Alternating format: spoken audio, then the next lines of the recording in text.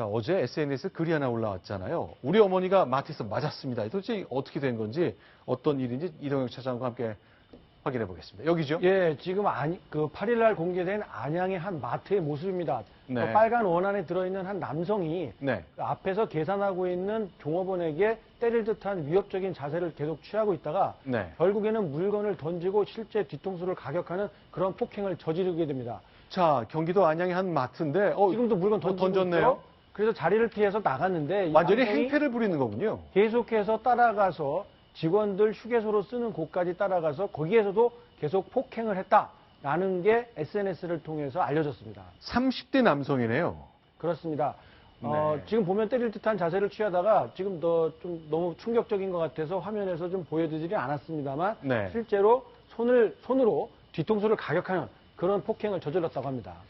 자, 전주영 기자. 어제 이것이 이제 그 마트 여직원의 따님이 쓴 글인데 그 내용을 좀 소개해 주세요. 네, 이 내용이 이제 그 동영상의 남자분이 저희 어머니의 동료 직원인데 몇 개월 전부터 손님이 아니라 동료 직원이었어요? 예, 마트 직원입니다. 네. 그래서 성추행을 했다는 그런 내용입니다. 어머니가 직원분께 말씀드리려 하니까 이제 이 남성이 원래 사이가 괜찮았는데 돌변해서 욕하고 막대했다는 그런 내용입니다. 자, 그러니까 우리 어머니 몸을 만지려 했다. 그런데 하지 말라 그래도 계속 만졌다. 동료 직원끼리였는데 예. 자, 태도가 돌변해서 욕하고 막 대하셨다. 이게 참 어떻게 된 건지 모르겠네요. 그러니까 마치 저걸 보면은 화가 난 고객이 종업원에게 행패를 부리는 것처럼 보입니다만 그렇지 않았던 거군요. 그래서 저렇게 어머니를 때리고 따라가서 직원 휴게실 같은 곳에서 계속 때렸다고 다른 이제 동영상과 함께 SNS에 글을 올린 겁니다. 자, 실제로요. 자, 어머니와 딸 사이에 나눈 대화가 있는데 이건 대화 맞잖아요. 좀 소개해 주세요. 그렇습니다. 이건 뭐 확인이 되지는 않습니다만 네. 인터넷을 통해서 떠돌고 있는 모녀 간의 대화 내용입니다. 다들 지켜만 보고 있었다. 엄마 그러면 직원 휴게실 같은 데서 맞은 거냐? 그렇다. 턱뼈가 돌아갔을 정도다. 이렇게 폭행이 결코 가볍지 않았다라는 이야기들 하고 있고요. 주변의 네. 도움을 받지 못했다라는 것을 충분히 알 수 있는 그런 내용이었습니다. 아, 그런데 동료끼리 그것도 추행이잖아요, 저게. 네. 그러다가 결국 저런 일이 벌어졌는데, 자, 뭐 이 사안을 보시는 분들 당연히 다 마음이 아프실 것 같은데요. 자, 누리꾼 반응 좀 보겠습니다. 예, 일단 뭐 몇 가지로 요약이 될 수 있는데요. 왜 보고만 있고 말리는 사람은 하나도 없었느냐. 그리고 이 턱뼈가 돌아갔을 정도라고 피해자들이 하소연하고 있는데 경찰에서는 왜 단순 폭행으로만 입건하고 가볍게 처리하려고 드느냐라고 경찰을 좀 비판도 하고 있고요. 그리고 또 이 딸이 얼마나 힘들었겠느냐, 엄마도 힘들었고 딸도 힘들었지 않겠느냐라고 하면서 공감하고 위로하는 이런 글들도 적지 않게 올라오고 있습니다. 자, 저렇게 때렸다는 조모 씨, 저 사람은 뭐라고 얘기하고 있는 겁니까? 반말을 했다. 우리 동료긴 하지만 나에게 반말을 해서 화가 나서 그랬을 뿐이다. 이렇게 이야기를 하고 있는데요. 아니, 납득이 되지 않죠. 반말을 한다고 저렇게 나오고. 반말한다고 해서 저렇게 격한 행동을 한다고 하면 상식적으로 이해가 되지 않는 행동이죠. 그리고 손님들도 있는데 말이죠. 그렇기 때문에 경찰에서 단순한 폭행으로 볼 것이 아니라 저 남성이 도대체 무엇 때문에 저렇게 여성을 심하게 폭행하고 무례한 저런 행동을 했는지에 대해서 조금 더 강도 높게 조사를 해서 밝힐 필요가 있다고 봅니다.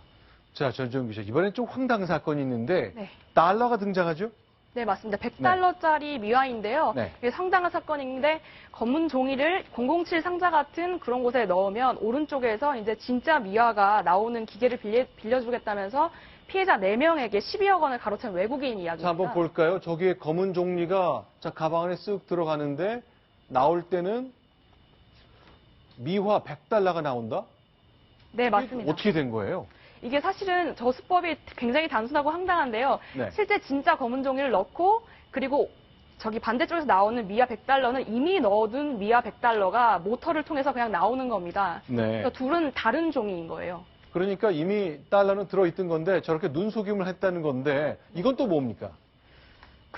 저 미아 100달러가 사실은 원래 100달러인데 거기에 검은색 칠을 합니다. 그리고 약품을 탄 물에 그 지폐를 넣으면 100달러가 바뀌는 것을 보여주면서 이것 봐라, 검은색 종이로 이 약품을 통해서 $100로 정말 만들 수 있다. 이런 수법을 벌인 겁니다. 아니, 그러니까 실제로는 $100에 검은 칠한 다음에 그 네. 먹물을 지운 것 뿐인데. 예, 맞습니다. 예, 거짓말로 얘기하는 것은 나는 검은색 종이만 있으면 이렇게 두 가지 방법을 통해 진짜 미화 $100를 만들 수 있는 둔갑술이 있다. 그렇게 주장을 한 거군요. 예, 맞습니다. 이 사람이 라이베리아인 케이시인데요. 네. 그 아프리카에서의 구호 자금으로 온 미국 달러다. 그거를 한국으로 밀반이 뱉다. 뭐 이런 얘기를 하면서 피해자들을 속였다고 합니다.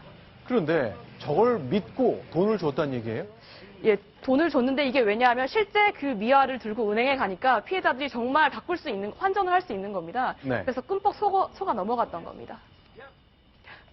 이걸 어떻게 해야 됩니까? 이런 건 피해 구제가 좀 되는 건가요? 사기죄죠. 네. 사기죄에다가 또 이익액이 5억 원 이상이기 때문에 특경법이 적용돼서 가중처벌받습니다. 근데 네. 문제는 이렇게 그 범죄 피해자들이 손해를 봤으니까 이런 그 불법 행위에 대한 손해배상을 해가지고 저 라이베리아 그 인들에게 배상을 받아야 되는데 네. 저 라이베리아 인들이 저런 범죄 수익을 계속 가지고 있을 리도 없고 네. 은닉했거나 이제 다 탕진했을 텐데요. 네. 현실적으로 피해 배상을 받는 것이 좀 어려워 보입니다. 네. 알겠습니다. 자, 이 결국 돈 때문이죠. 여러 가지 이제 필요하고 아쉽기도 했기 때문에 저런 것을 눈에 뻔히 보고도 속게 되는 것 같습니다. 좀 조심하셔야 되겠습니다.